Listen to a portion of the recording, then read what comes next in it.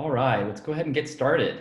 Good morning and happy Thursday, everyone. On behalf of the St. Louis Regional Chamber, thank you so much for participating in our Business Recovery and Sustainability webinar series. Today, we'll be talking about all things entrepreneurship. We know that entrepreneurship and our ecosystem will be greatly affected by the pandemic and the economic downturn. So we turn to a number of esteemed panelists to help us have that conversation. First off, my name is Matt Minetti, and I serve as the Director of Innovation and Entrepreneurship at the St. Louis Regional Chamber. I want to thank our incredible team for providing marketing and logistical support in making this webinar possible. So let's get started. A few housekeeping items. First of all, everyone is automatically muted. We encourage you to ask questions throughout the webinar. You can do this by submitting your questions via chat, and we'll have an opportunity to read a few of these at the end for our panelists to respond to. You all will receive a copy of this presentation after the webinar is done. Before we get started, I want to give two big shout outs to our amazing sponsors, Technology Partners and Katie Academy, who is serving St. Louis healthcare and essential businesses in this time of crisis. Thank you so much for making these webinars possible. So without further ado, let's meet our esteemed panelists. I've asked each of them to introduce themselves and also mention one thing. It could be a movie, TV show, a recipe, a restaurant, or a hobby that's helping them cope during the stay-in-place order. And so, and this is what I'm referring to as the inside times. So first up, we have Dan Lauer with UMSL Accelerate and Lauer Toys. Dan, take it away. Good morning, Matt. I see a bunch of great leaders. I can't wait to jump in on this. During this time, they say it's a good time to clean out your sock drawer. So what I'm doing is every day I'm wearing a new outfit that I haven't worn in years. So this shirt is probably 20 years old. At the end of the day, I decide to either give it away or keep it. The problem is something's wrong with my closet because there's humidity or something. My clothes tend to shrink over time, so they're not fitting as good. I'm not exactly sure what that is. So that's my tip of the day. Try on some old clothes and get rid of them. There you go. I come to this call as both an entrepreneur and an entrepreneur educator. So I worry from Water Baby's perspective about runway, about shareholders, about brand, about next. As a entrepreneur educator for UMSL Accelerate, I worry about the state allocation. I worry about enrollment. I worry about safety of staff and students. I worry about budget cuts. But for this call, I would just want to say it's really all a gift. And it's really how you look at it. So for example, Water Babies, after 27 years, in 2021, we might have our best year ever because we're taking time to think about it. We're taking time to strategize and reset. And at UMSL, because of our costs and our value proposition and our proximity, we could actually lead the way out of this. So today I want to be bullish realistically about our chances and provide practical tips. Great, thanks, Dan. My shirts are also fitting me, but I think it's because my wife is baking so many great sweets. So I have it's a similar problem, but the opposite. I'm expanding. Thanks for the intro, Dan. Next up, we have Mary Louise Helbig with ITEN, or the IT Entrepreneur Network, also goes by ML. Take it away, ML. Hey, good morning, everyone, and thank you for hosting this webinar. Dan and Matt, I think I might have an answer for you to help you with your shirt sizing. I have taken on a new skill of lawn edging and have become quite the master at it. And I really enjoy it because it's a combination of being creative and technical and also getting outdoors and doing some kind of heavy lifting. So that might, help you guys with the shirt size issue. So if you want to come over, I've got plenty more edging to finish. And maybe by next week, I can start hosting master classes in lawn edging from the amount of work I've been doing. But thank you again for hosting us. I think Dan said it very well in that from my perspective, I've been involved myself personally with 3 different tech startups. And in my role today as the executive director of ITEN, my role is to serve and support tech entrepreneurs as they launch new businesses. And these are, really difficult and uncertain times, but I think really what it does is makes us focus on our businesses, on what matters to sustain and develop and launch a new business. And I really believe because entrepreneurs are such brave, creative and talented people that they're going to drive our new economy. They largely drive our economy today. So I think the future just presents tremendous opportunity. And I really look forward to supporting our entrepreneurs as we work through this together and they launch new businesses going forward that builds our and provides us that new economy that we need. Absolutely. Well, I think a lot of people are spending time in their gardens and their lawns. So I am sure yours is everybody's is looking immaculate now for the summer. Thanks for the intro. And last but not least, we have Alfred Jackson with Arch Grants. Take it away, Alfred. Thank you. Thanks to Matt and the St. Louis Regional Chamber team for giving me the opportunity to be on this panel, and really honored to be talking with ML and Dan. My name is Alfred Jackson. I'm an Entrepreneur Support Manager at Arch Grants. My focus there is really to create and find resources, networks, and programs that our entrepreneurs can leverage to grow their businesses. And that's kind of what's been my whole career since graduating from college and entering the Venture for America Fellowship. Back home in Charlotte, I was working as a relationship manager for Queen City FinTech, a pre-seed financial technology accelerator back there, and then helped open up one of the first mentor programs in Charlotte called Innovate Charlotte, and we leveraged the MIT Venture Mentoring Service, and then moved to St. Louis about a year and a half ago to work for Arch Grants. So my focus right now is just, how can we, go out and find the best resources and create the best programs and resources that our entrepreneurs can leverage to kind of get through this period, but also grow their businesses, and sustain themselves post this economic downturn. Absolutely.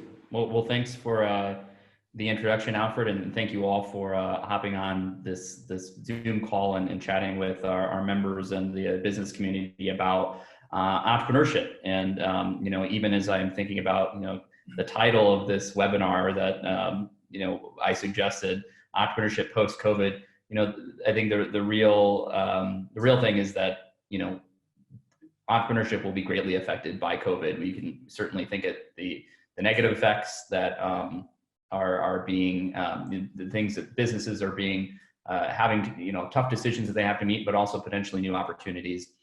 And so I think that's a good segue into really the agenda for our conversation today. These are really just mile markers for our conversation to really guide us and talk about a variety of different topics affecting entrepreneurs and entrepreneurship ecosystems. So we're going to be talking about really how each of your organizations has been affected by the economic downturn, what you're saying to your portfolio companies, entrepreneurs within your network, how you've been able to pivot or change programming. So we'll talk about that for a bit.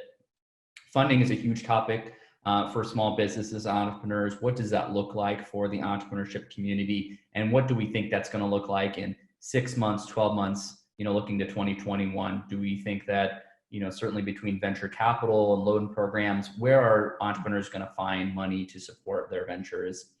Funding is tied directly to hiring and kind of people plans. So what are you hearing from your entrepreneurs as to are they experiencing layoffs, furloughs? What does hiring look like? And we'll touch on a variety of different topics, ranging from hiring, and then really have a thought exercise about what you believe the future of the entrepreneurship ecosystem looks like regionally and in the future. I think that in these times of economic downturn, we see entrepreneurs really rise to the occasion and try to take advantage of those opportunities and create solutions to problems that we currently have, staying at home, the workforce issues that we have. So I think this is a time for entrepreneurs to shine. So let's talk a little bit about each of your respective organizations and how your support organizations have really changed programming as a result of serving entrepreneurs better in this kind of digital world. So I'll start with Dan. Dan, you recently ran a student pitch competition called the UMSL Entrepreneur Quest that I was, really grateful to participate in. Can you speak a little bit to how you, converted that experience into a digital one, how you worked with university resources to really say, this is something that we need to continue to do? And then how was that received by, the business community, judges, and ultimately the participants in that competition? Yeah, so I'm not a big fan of the $500 business plan competition. And so at UMSL Accelerate, we're really across system, all 4 campuses committed to venture formation to be the first choice for entrepreneurially minded students. So the first part of this we didn't cancel. So kudos to our leadership to press on. And I certainly missed the 200 people in the auditorium, and I missed the tension and the energy. However, we're doing it today with Zoom, and it went off without a glitch. And the students, you know, the stakes are high. The students work hard. As far as participants go, we're starting to see a new normal. And I was able to get all kinds of esteemed judges from all around the world to judge because they didn't have to drive to Raleigh that day. So access to people remotely was a benefit for us. We had some great judges, some great speakers. And so we were still able to do pitch practices. We were still able to have learning outcomes, and our teams were strong. They got funded. And with continuation of capital, we hope they make a difference in the years down the road. Absolutely. I think it's a good segue into the next question I have for LML. So, you know, obviously within your work at ITEN, you work a lot with subject matter experts and mentors. So how has your approach changed to kind of building those mentor connections, changed with social distancing? What new opportunities or maybe challenges do you have in kind of building that rapport with entrepreneurs in your programming? So obviously, our mentors meet with our entrepreneurs on a one-on-one basis. And prior to this, for the most part, those meetings largely were held face-to-face. And now, of course, that's shifted to virtual. And I think, you know, it's a requirement just to be able to move forward and have those meaningful meetings and interactions.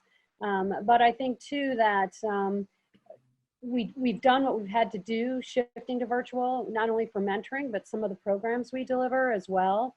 And to be able to deliver and serve. And we've learned a lot. We've learned where, as Dan pointed out, sometimes that gives you broader reach and an opportunity to engage even a larger or broader or different audience, which is good.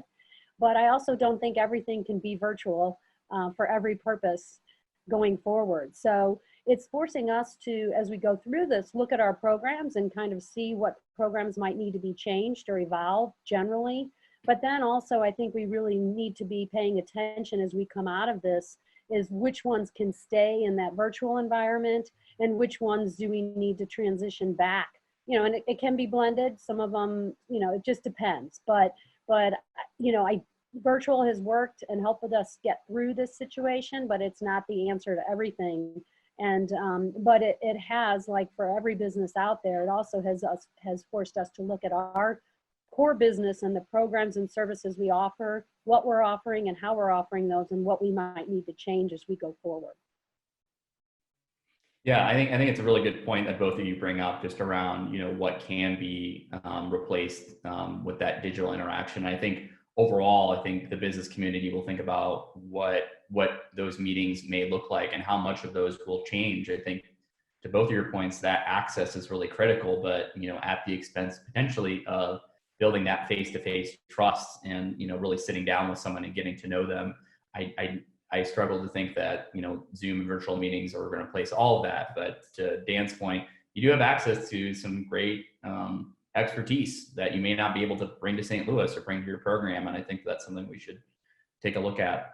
Alfred, let's talk a little bit about the ArchGrants competition.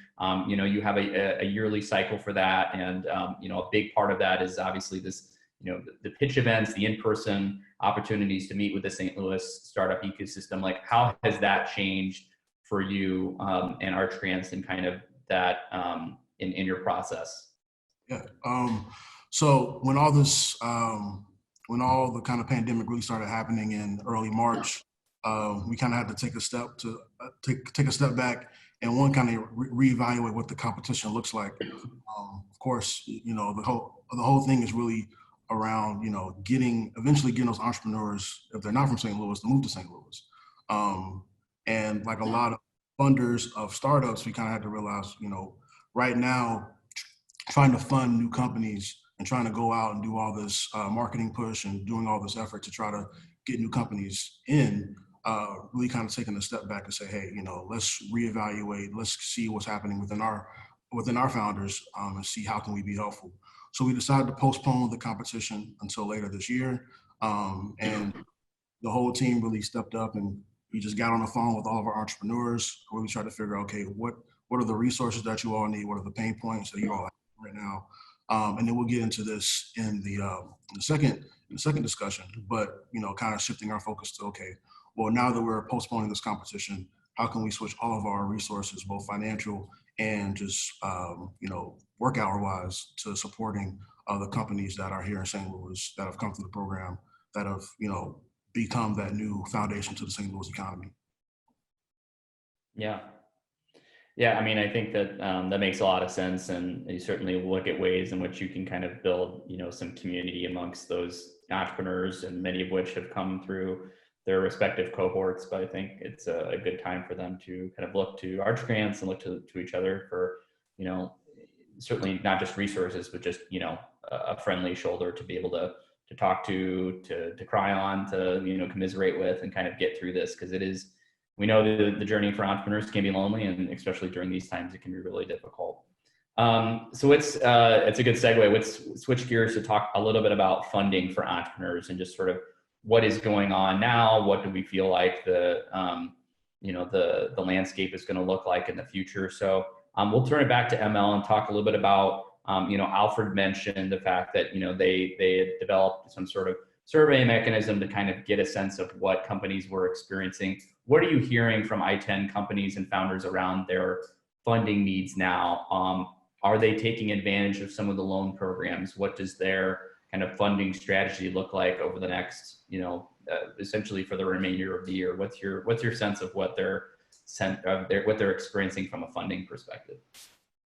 Well, just looking at there was a survey of Midwest VC firms, and fundamentally what came back as far as what the VC firms are focused on is only roughly 28% of them are doing business as usual. So a lot of them are turning their focus and attention onto their existing portfolios and trying to make sure that the companies they've already invested in can make it through this process, this crisis. And to answer your question, I don't really have a specific answer, but I can tell you a lot of our companies applied for the emergency disaster relief loans and the PPP, but we have not seen or heard as of yet really of many or any that have gotten approved for those monies. So cash and money is always a major concern for startups. I mean, we particularly work with early stage startups. And so one of the biggest misconceptions that many entrepreneurs have when they join ITEN is they say, well, I've got an idea and I want to talk to a VC firm. And unfortunately, we have to burst that bubble and tell them that, they're definitely not ready. They're not at the right stage to do that. And that's farther down the road, not to mention the fact that most companies never get VC funding. I mean, it's a very, very small number. So now knowing that, but knowing that what's gone on in the marketplace is really us reinforcing the message to them that they need to build a business and really focus on doing that through bootstrapping and getting that business as far along as they can, proving in with customers and customer adoption and utilization of their products and services. So it's really getting them to appreciate that message and that reality, which is just even more prevalent today than it was before. Yeah, absolutely. What you had mentioned about the kind of survey or kind of general sentiment amongst venture firms, I think is something that resonates with what I've been hearing, just in terms of folks taking care of their own kind of own portfolios, not necessarily deploying new capital at this point. And I think it really speaks to, companies that, are, that can weather the storm, that are built to survive, that maybe have alternative streams of revenue, that's not dependent on their ability to kind of raise a large round. So I think it'll be interesting to see, who survives that, just in terms of the types of companies. But my sense is that ones that are kind of built that are managing their overhead and their burn rate, and that can find ways to just get through. And I think the issue is we don't know what that timing looks like. Yeah, go ahead. Also, we've seen in the St. Louis market since 2017 that is talking about seed and early stage companies. that even in our marketplace before any of this hit, that investors were waiting. The amount of investments that were happening were growing in size, but really what that was, so like from 300,000 to close to 1 million. But you might think, oh, that's great. But the reality of that is what they were doing was waiting to invest.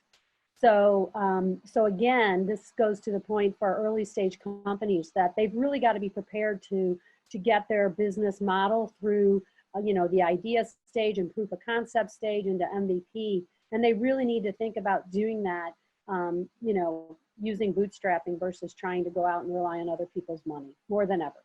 Yeah. Yeah, I do want to circle back to that when we talk a little bit about the future of just entrepreneurship. When we think about folks that maybe have been laid off, that, you know, were thinking about launching a new company, I think to your point, where are they going to find that capital to launch their companies, and maybe relying on alternate sources, friends and family, crowdsourcing others. So let's circle back on that. But I did want to present this question to Alfred and talk a little bit about the Arch Grants Founders Fund, you know, that you all set up for the portfolio, and just kind of talk through, you know, how did that idea kind of come to be? You know, are you seeing founders take advantage of that? How does that, you know, is it a grant? Is it a loan? You know, kind of talk us through how that works for the founders in the fund that you put together. Oh, definitely. I wanted to quickly go back to what ML talked about with the survey, the Midwest survey that St. Dolphin Capital did a couple of weeks back. I think it was a fantastic, a lot of really good information was in that, and I'm just going to drop it in the chat so everybody can check that out. I think there's like a lot of good information in there, just kind of getting a good overview of what are our investors, you know, within our area, within the, you know, 300-mile radius thinking in regards to investing, both near term and in the long term. So thanks, ML, for bringing that up. So the Arch Grants Relief Fund is because Arch Grants at our core, we are a grant giving organization. The fund was to create, you know, non-dilutive capital to put money back into our entrepreneurs up to $10,000. You saw programs like, you know, the EIDL loan, the PPP, and a lot of other types of funding mechanisms come up within the St. Louis community, which like the Downtown Relief Fund. I understand the St. Louis Partnership put together some stuff as well. So there's a lot of loan structures going out, and, you know, founders are able to take advantage of that.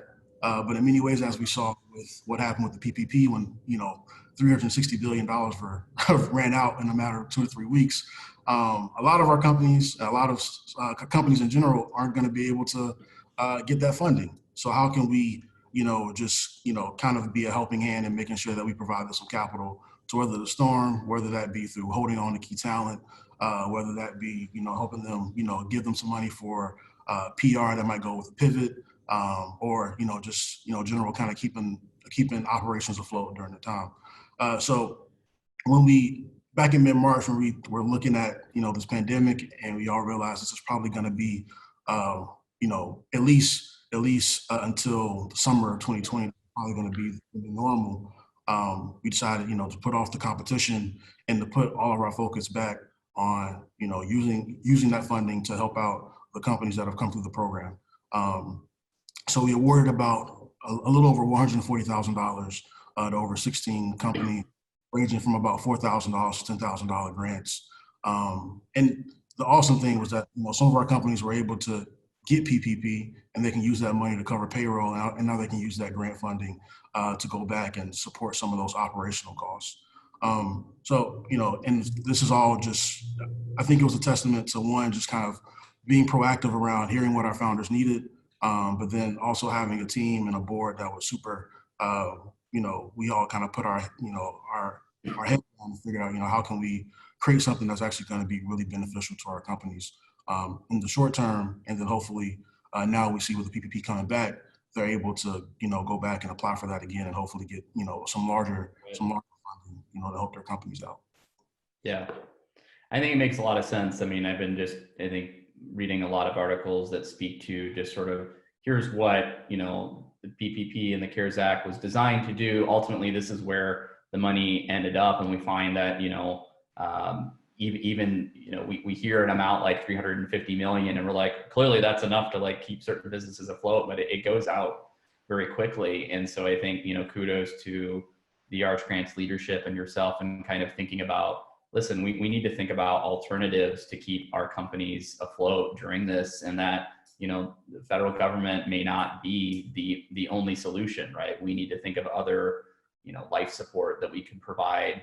So I think that blend of kind of philanthropic support, regional loan programs, I think that I imagine it's difficult for our founders to navigate, but I think providing that option in-house with someone that they trust makes a lot of sense.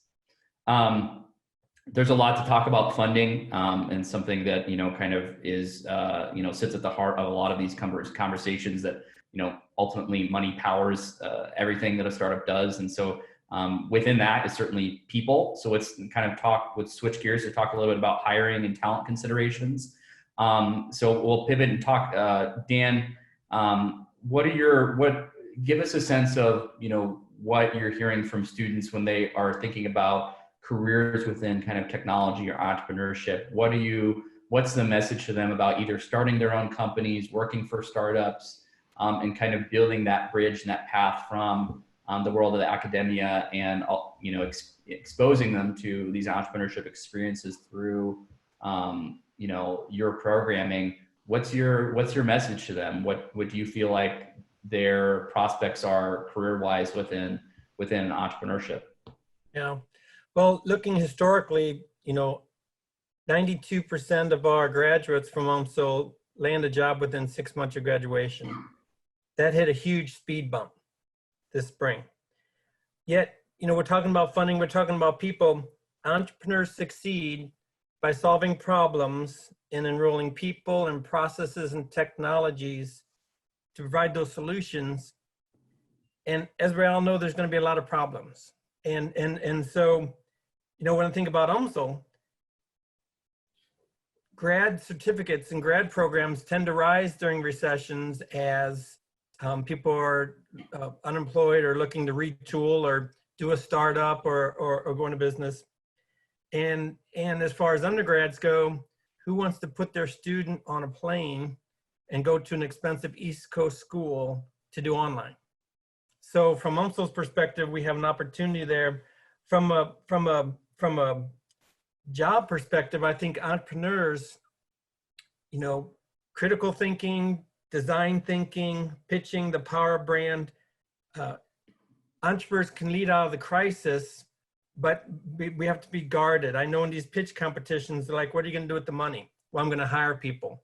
That's not possibly the way to go today. It's product development, it's marketing, it's demonstrating a proposition, and outsourcing. So I think entrepreneurs, there's opportunities, but we're in the middle of it right now, and it's going to pass. We're going to see what's the next 2 or 3 months hold.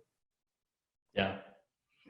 I think that your commentary about just sort of the state of higher education is certainly, relevant here to talk about where people are going to potentially get skills as they're, between careers. If they're thinking about, hey, I may be interested in this particular, industry segment, but I need skills to get there. And where are they going to get that? We would think that there's some great local options, things that are accessible using technology that, so many universities now, even prior to the pandemic, have had an online component that speaks to people's flexibility and accessibility. But I think that a lot of the trends that we saw, pre-pandemic, we're seeing accelerated now. And I think you're spot on with your assessment.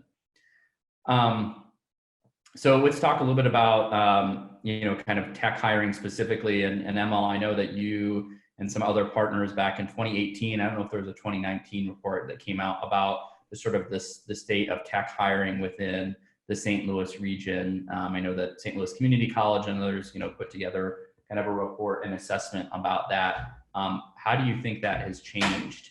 What's your sense of, if you were to put out a 2020 report kind of, mid-year, what does that look like? Yeah.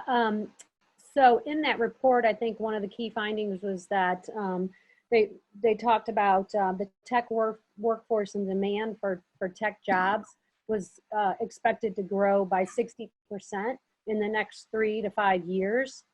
And that, you're right, that report was from 18. So I think if we did that report today, the number would be even higher, significantly higher, And I wish I had the answer to this question, because I'd have like the Willy Wonka golden ticket, I think.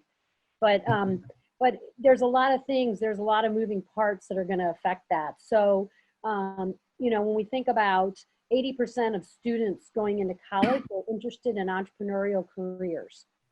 So they're very interested in being in small startup companies. We know that the small companies are a major driver of our economy. They create over 80% of the net new jobs year over year. So there's a significant driver of our economy.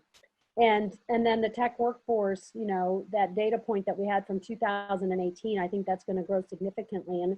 And based on what's just happened here with COVID-19, where people are working from home, unfortunately, people are losing their jobs. So I think that employers are looking at their own workforce very differently, and they're learning some things about their own businesses and their workforce and how they're engaging workers and how workers work. So I think, like I said, I wish I had the answer to that, but I feel like there's a lot of moving parts right now that are really our world is gonna look pretty different in the near term. I think as we get out of this, how people are, like I said, how people are working. And when I say that, I mean by using technology to get their jobs done. So again, that it's going to be a different world, but it's also a world that's going to present opportunity as well. We've seen some of our startups specifically trying to go to market with product that based on what's currently happened, they've made a quick pivot, and it's presented a significant market opportunity to them that wasn't available before this happened. Home Track is one of those. One of our companies, Phase 3, who does in-home cardiac care, they were doing their best to get appointments and sell to hospitals, and now they've got hospitals calling them. So, the world is definitely changing, and technology will be a part of that, and entrepreneurship will be a part of that as well. Absolutely.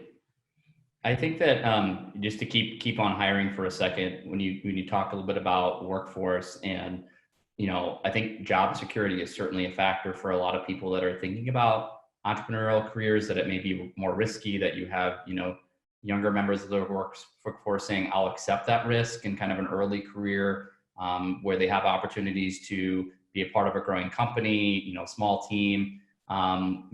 I guess this is a question for anybody that wants to respond. Like, how do you feel like that factor within job security is changing? You've got, small businesses, entrepreneurs that are potentially looking at loan programs to keep, payroll. You have companies like Enterprise and Boeing announcing layoffs within the last month, WashU. So the sense of job security, potentially is going out the window. Is that a fact? Do you feel like, is that an opportunity or a challenge for the startup ecosystem to attract talent into our world, given that, stability maybe is something that we can no longer, it's no longer, it's no longer a commodity. What are people's thoughts on that? Matt, you make a good point. I recall, most of our St. Louis ecosystem, our entrepreneur ecosystem, was a result of the 2008 recession. Right. So this particular round was the result of hard times, and it will come again after this one. So I'm not going to be doom and gloom about that. What is there, 30 million laid off in the last 2 months? Yeah. So for people to think that a big company represents job, that's a lie they tell themselves. And so, yes, entrepreneurship is the way with the right product market fit. Yeah. And I can tell you from firsthand experience that, my parents' generation was the generation that largely went to work for a company and stayed for their entire career in that company. And as I entered the workforce, and I worked for different large corporations, but I was experienced mergers and acquisitions that occurred. And those are things that largely didn't occur in my parents' generation. And so it was kind of odd, I think, for them to watch me and see that I might be at a company for 3 years, 5 years, and then that company is sold, and maybe my job is eliminated, and you know, and I'm out looking for work. So I think the whole model of employment has changed. It's definitely, I feel like my generation, you know, kind of was the first to experience that. And you don't just have, you know, it's hard to have a one-page resume because the work environment is very dynamic, but it's Yeah. also tolerant of people moving around too. So, you know, I personally think that's good. Yeah. I just wanted to quickly, it's funny that Dan brought up, the idea of, the large corporate job being safe. I think what we're all realizing is that we are not as comfy as safe as we think that we are. And I think it's an awesome opportunity for a lot of our tech startups to scoop up some fantastic talent in this community. Like I look at ITEN and our company, Balto Software, the CEO of that company, Chris Constance, put out the Missouri Tech Talent List.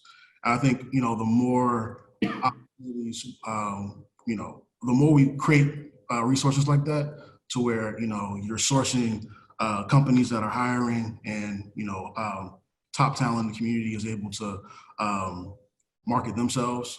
You just, you leave one opportunity to go to another one. It might look a little different, but it's still probably going to be a solid paying job.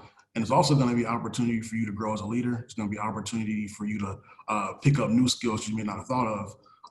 And I think that going back to, 2008, 2009 crash, a lot of companies were built out of that. And I think the only way, our economy moves forward is if, even if we're all going to be virtual, we still have to create opportunities to build networks, to build opportunities for people to connect with one another, so that, talent is, put on a pedestal, and you have people that, are able to find those awesome opportunities, and companies that are well-funded, or if they're not well-funded, at least have really awesome businesses and business models to where they are still scaling during this time and they're still looking for talent.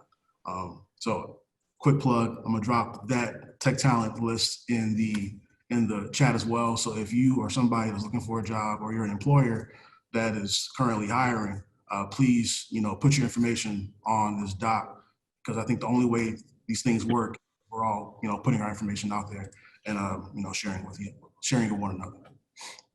That's great. I love seeing, I think, part of that when we think about how ecosystems are built, of the fact that they're entrepreneur led, and the fact that, there was a challenge, there's a problem, an entrepreneur saw it and said, hey, like, let's just put together a Google Doc, right? And start connecting people to opportunities. I think that's great. One quick last thought before we move on from hiring, because I think it is really important, is to think about how the pandemic has really accelerated this idea of remote work and kind of work from home blend, and how that is affecting hiring for startup companies and access to talent. And you certainly think about, I was made aware of a digital kind of a campaign pre-COVID from Tulsa, Oklahoma, who is trying to market themselves as the new home for digital workers, right? Like, you don't necessarily have to work for a Tulsa company. Like, come here because we've got a great, we've got great cost of living. We've got great amenities for you, centrally located. But ultimately, you can work from your basement or a coffee shop. We don't care. And I thought it was a very interesting strategy in that, like, some of these kind of Midwest cities are saying, like, listen, companies now have access to a global workforce through technology. And so you don't necessarily have to live in the city that your company is. So how is that dynamic factored into, kind of hiring and access to talent during the pandemic? And I guess I'll toss it out to anyone. Just digital work and remote work and an acceleration. I don't know that much has changed from the startups perspective that we're working with. I think we're kind of always open and using that model. But I think, to Alfred's point, I think, unfortunately, as individuals lose their jobs, that it presents, the entrepreneur community presents some new opportunities for people to work, in this space that maybe they were in the corporate world before, but it's an opportunity to engage in the startup community. And also having those additional tools that we all need. And that's a piece that was missing. So thanks for sharing that, Alfred. I know that's a great resource that Chris developed, where, people with tech talent can post and find jobs. Matt, we talk about hiring. When markets are going up, when markets are rising, when sales are going up, when margins are going up, it covers a lot of mistakes. And companies want to get an assistant and another associate and on, and deadwood happens there, and so, but guess what? Entrepreneurs are already lean. And so I think there's an efficacy around entrepreneurship that can absorb some of these blows, because maybe we're not as bloated and we don't maybe have as much deadwood. We can be nimble, we can pivot. I mean, pivot's maybe overused, but we can bend a lot quicker than a large a legacy company. Yeah, absolutely. Let's think about, let's move on to the next topic and talk a little bit about just, the future of entrepreneurship in the region and nationally, for each of you to kind of put on your thinking caps and get into your time machines, whatever analogy you want to use. And, what does that look like end of year 2021? What are some trends you're seeing? Are you tend to be more optimistic, pessimistic? Like, what does the future look like for entrepreneurship? Alfred, maybe start with you. So I think that's the one thing I think everybody's still trying to figure out exactly, what does the future look like? I think the thing that we can do now is just make sure that we're leveraging the resources that we have in this community. Whether if you're an entrepreneur that's that has the idea and is looking for a ecosystem that's going to support you, go to ITEN, leverage the resources that we have in our community to help to build yourself up. I think in the long term you will see VCs get back to investing, but I do think there's probably going to be just harsher metrics that those companies are going to have to hit. May not get the valuations that they may have gotten a year or two ago, but like Dan said, I think some of those things might have been inflated to begin with. So it's really being thoughtful around, if you have an idea, just really be thoughtful around, is this something that is, critical to, to not only, build something that's sustainable for the St. Louis ecosystem, but really think of something, whether it's a consumer product, something that's really going to help people be happy during this time or help them live better lives, whether it's, a software product, something that's actually going to increase productivity for these companies. Just really be thoughtful around the things that we're building. And I think also for the folks that maybe might be in a place to fund startups or be in a place to invest in startups, still take risk. Of course, it's easy to say that when you're not the person writing the check, but I think it's important to still make sure that we are, trying to support the founders in this community. And I still think it's important to support the organizations that are supporting those founders in this community. And I feel like that's what keeps me optimistic about entrepreneurship in the region, because I do think that St. Louis is it's an amazing city that has done a really good job of supporting entrepreneurial endeavors here. And I think the only way that we can stay optimistic about the future is if St. Louis community still supports entrepreneurial endeavors in the city. And nationally, I can't give, a very intelligent answer to that, because I just, I'm not completely sure, but, I do think it's an opportunity to really, if you're not in a place where you're looking to start a company, but you have the inkling of wanting to be an entrepreneur, it's an awesome opportunity to go ahead and start looking at the different companies that are hiring during this time. It's an awesome opportunity to start looking at your own skill set and look at programs like code and start thinking of ways that you can build yourself up. And then also it's a good time to just learn, try to read some awesome material that can, help you expand your mindset on things, or just find, if you're a company that's trying to fundraise and VC funding isn't the right route for you, start looking at, other levers you can pull within your company to get the funding that you need, and just, be thoughtful around, VC isn't always the option for you. So I think it's just an awesome opportunity to learn and build yourself up. And I think the only way we come out of this on top is if everybody has that same mindset of, just working on building themselves up during this time. Yeah. ML, how about you? What's the future look like for entrepreneurship in the region? Are you buying or selling?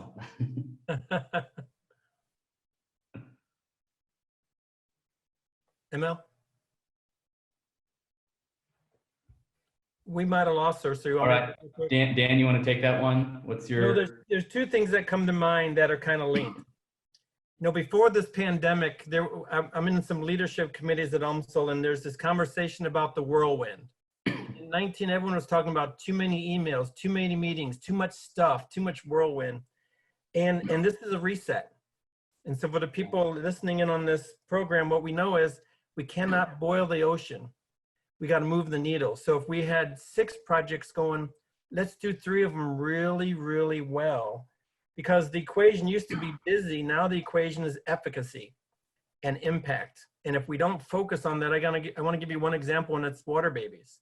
So 27 years on the market, and we met in early February, and we said, look, 2020 shot. The world's a mess.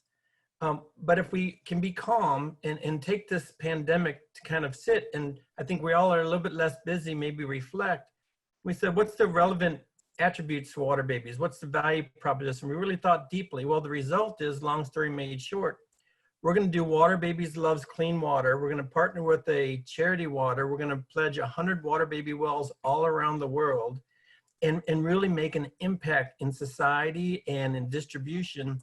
And I don't know if that would have happened had it not been for this pandemic, and in terms of just really deep thinking. So I would tell people listening today, look at the business, and really it's time for strategy that makes tactics, that makes impact. And so use this time well. Yeah. Yeah, I think there's a lot of good nuggets in there from both of you, and hopefully ML can rejoin here. Can you hear me now? Welcome back. There it is. Okay, sorry. So I think we have to take a dose of our own medicine. And that's very things that we are telling our entrepreneurs to do, the entrepreneur support organizations, we need to do ourselves. And so, like Alfred, focusing on St. Louis, because that's what I can impact and do something about. Before this all started, the entrepreneur support organization had grown by a factor of 3 in the last 4 years. We went from roughly 30 different support organizations such as ITEN and Arch Grants and UMSL Accelerate to well over 80 today. And so it was already time for us to look at our ecosystem and figure out what was working and what wasn't working, where we had overlap and redundancies, where we had gaps. So this situation is really, I guess, only accelerating the process for us to look at what is it that the St. Louis region is doing, what are we doing well, and what do we need to change or do differently. And then you layer in the fact, the issues that the state funding, both our startup community and the entrepreneur support organizations has gone away. So it's really time for us to take a really tough look at what we're doing and make some changes. And some of us individually are going to need to make changes in order to make sure that we all remain effective and relevant and are contributing at the right level, because we really need St. Louis to remain, not only in the top 10, but in the top 5 cities for innovation and entrepreneurship. We need that for all of us. We need that for the region to be successful and thrive economically. So it's, like I said, I think it's time for us to take a dose of our own medicine. Yeah, amen to that. We've got about 11 minutes here, and I know that we had there's one slide to talk a little bit about advice, and I imagine some of that will come through. And I do want to get to people's questions, so we can go ahead and skip to that. We have a question here about we've been talking a lot about folks within kind of middle market or corporate sector coming into the startup community, but let's flip that. How can people leverage their experience within entrepreneurship? Let's say there's a failed startup. How can someone then use that experience? How can they best position themselves for a job potentially in a different sector? Any thoughts? I think the experience of entrepreneurship is a fabulous learning experience. It really gives someone the perspective of what it takes not only to start a business, but to run a business. So as an individual, if we go to school and get a degree in finance or marketing, that's a very, those are very important disciplines, but they're very specific and functionally focused. So I think the experience of entrepreneurship is a phenomenal experience. It's like, you know, living an MBA educational experience, but it's living it, because you have to understand the entire business, you know, and all the different components in order to effectively stand up and start a new business. So to me, and I've been in the corporate environment and I've hired people before, if I see someone that has that perspective, I put high value on that. So I think the experience of entrepreneurship, and I've been involved in startups that have failed. So I have the scars and the wounds from that. And the best lessons have often come from the you know, the mistakes or the failures. So as a hiring manager in the corporate environment, I see it, entrepreneurship as a great experience and skill set for a candidate looking for a job. So the next question is really around, we've talked all about that, you know, there may be this surge in entrepreneurship due to layoffs and furloughs. This is something that happened, you know, has happened in the region prior.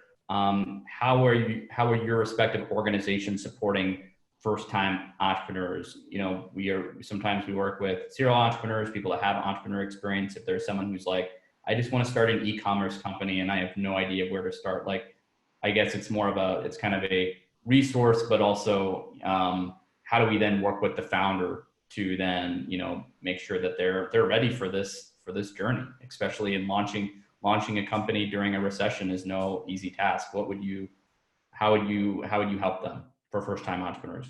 You know, I'm a fan of accelerators, as you know, and 95% of new companies fail. They fail. 70% of startups that go through accelerators succeed. So whether it be a corporate accelerator or a student accelerator or a purpose-driven accelerator or a tech or health tech accelerator, these programs take founders with great ideas, experience, and passion and really help funnel and mold and teach and learn. So I'm certainly hopeful that UMSL can consider, and the St. Louis region can still consider doing appropriate accelerator work, because it matches mentorship with capital with learnings. Yeah. So I know for our grants, we kind of fund, we will fund companies that are, pre-product.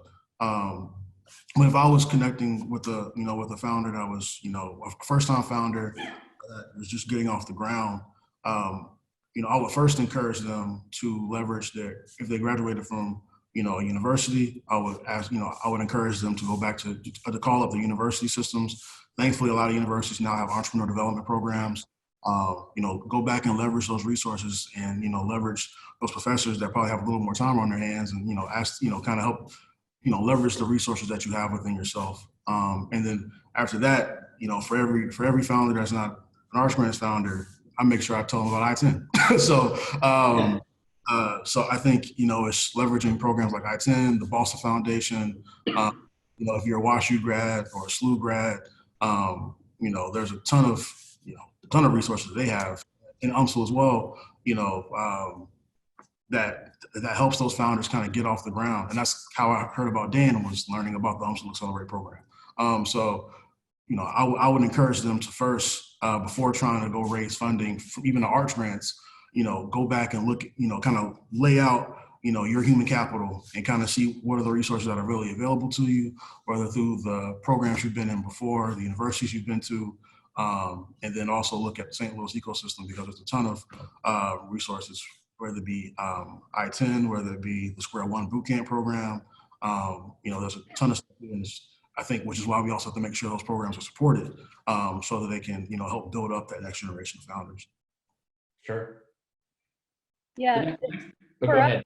For us, we are focused on tech companies, so entrepreneurs that are creating innovative, scalable tech. But that said, that's also pretty broad, and it's a cross-industry sector. But we kind of have a concierge service, if you will, in that we work with startups through the entire commercialization journey. So they could be at idea stage, they could be at proof of concept, prototype, MVP, market entry, growth, scaling. We have our own programming along that commercialization journey. But to Alfred's point and Dan's point, we work very closely with our community partners. And in that kind of concierge or wayfinding capacity, we, of course, tell them about our programs and offer our programs to them, but then we point them to our community partners as well. So as they're moving through the different stage gates of commercialization, you know, we might help them get ready to apply for ARCH grants or work with them after they come out. Same with the UMSL Accelerator. So we're working very closely with our community partners, and if we can't help them, and we know we're not the end all and be all for everyone, we definitely point to our community partners and you know, make those introductions so they get the specific help they need at the stage that they're at in their commercialization process. Yeah. The next question here, and I'll take one or two more before we wrap up here. This question speaks to just, I think, just the resilience of entrepreneurs and the resilience of our ecosystem. As we look ahead, how can St. Louis better protect against the major issues that entrepreneurs are facing because of COVID? So, you know, we may have another pandemic, we may have another economic downturn. Like, what are some lessons learned or things that we can do to kind of, you know, batten down the hatches or build a better ship that allows our entrepreneurship to, you know, be more resilient if and when this happens again?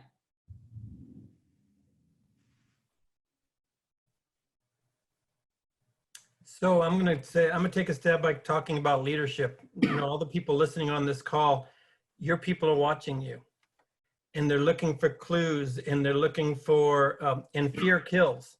So we've talked about entrepreneur mindset in this call. We talk about, you know, are entrepreneurs made or born? I'll leave you with three things. One is, for me, an entrepreneur mindset is, you know, learn fast, less fear. Fear kills. And the second is, more than ever today, we have to have this maniacal focus on the customer. And finally, be in a state of doing. We can be so fearful and analysis paralysis, we got to keep doing. And entrepreneur is very Darwinian. And so to guard against these next pandemics in the future, it's by having strong companies with strong founders, with strong cultures leading the way. And so my takeaway is, you know, be a strong leader. It's great. I think the area that we really need to focus on is still the same as it was even before the pandemic hit, and will continue to be the same. And that is really doing more structured and focused work with our entrepreneurs at the proof of concept stage. Because we know that over 40% of tech startups, the top reason they fail is that they haven't effectively identified market fit and need, effectively. And they run out of money is the second top reason. So to me, that is about really understanding your business, that it's really valid, and there's going to be a need for it. And that really means you have to not be so in love with the baby, but you've got to realize that maybe your baby isn't as cute as you think your baby is.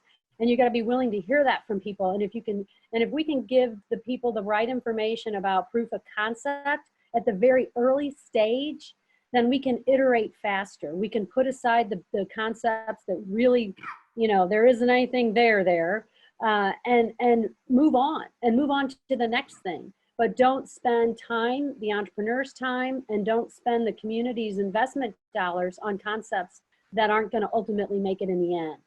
So I think we really need to double down at the early stages with entrepreneur education and programming, as well as seed funding, incremental funding, to help them work through the proof of concept and get that validation very early in the process. Right. Yeah, I think that makes a lot of sense, and we've got to be willing to tell other people that their baby might not be as pretty. It's ugly. It's an ugly baby, and you know, resilient and strong founders will hear that and respond, you know, and take the day. So we're at time. So I do want to thank everyone again for participating, especially our panelists, Dan, Mary Louise, and Alfred, as well as first, you know, just if you're at home, you can give a round of applause to our panelists. Thank you so much. It was so excited to hear from them and share their expertise with the participants on this call, and as well as our fantastic team at the Chamber for organizing this webinar. As a quick reminder, this presentation will be sent out after we conclude. And we want to thanks again to our sponsors, Technology Partners and Kitty Academy, who is serving St. Louis healthcare and essential businesses in this time of crisis. Thank you so much to our sponsors for stepping up and sponsoring this webinar. So next up, we hope you can join us on next Tuesday at 10 a.m. for a policy briefing, as well as next Thursday at 10 a.m. for our next webinar on stimulus funding, which came up during our conversation. So we are sharing the stage with some of our ecosystem partners and small business advocates and talking about, there is no more stimulus funding. Now what? I think we're really excited to have that conversation on Thursday, May 7th. You can find details and register on the St. Louis Regional Chamber's website. For more updates and resources around how businesses can navigate the COVID-19 pandemic, please check out the Regional Business Information Center on the Chamber website. So a lot of the resources that folks had already mentioned, some of the loan programs, we'll make sure to get that Missouri tech list that Alfred shared earlier up there. And with that, that concludes our webinar. Thank you so much for participating and have a great rest of your day.